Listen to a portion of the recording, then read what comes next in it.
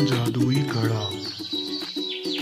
चंदनपुर नामक गांव में बहुत सारे परिवार रहते थे। उनमें से एक परिवार मोनू का था।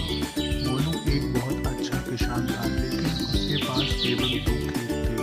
जब वह अपनी फसल करता था तो एक खेत में अच्छी होती थी, लेकिन दूसरे खेत में बहुत ज़्यादा बेकार होती थी।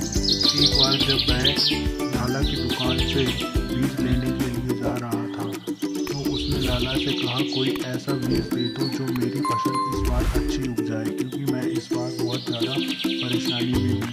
तो वो बीज लेकर सीधे ही खेत की ओर चला गया। खेत में पहुँचने के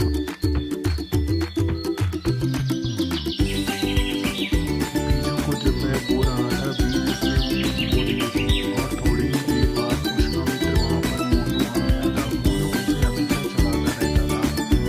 जब वह अपने घर पर पहुँचा तो उसने अपनी पत्नी को यह शादी बात बताई कि मोनू मुझसे कह रहा था, इस खेत में तुम्हारी फसल तो उगती नहीं है, अब तुम इस खेत को बेच के ही छुटोगे, देखना।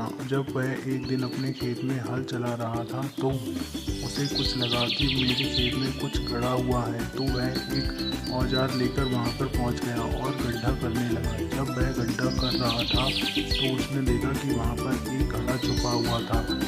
वह घड़ा लेकर सीधे ही अपने घर की ओर निकल गया और उसने अपनी पत्नी को घर पर जाकर सारी बात बता दी कि यह घड़ा मुझे इस प्रकार मिला है। तब वह घड़े को यूज़ करने लगे और उसने बहुत सारे कपड़े मांगे। वहाँ पर बहुत सारे गहने और कपड़े इकट्ठे हुए। उन्होंने अपने लिए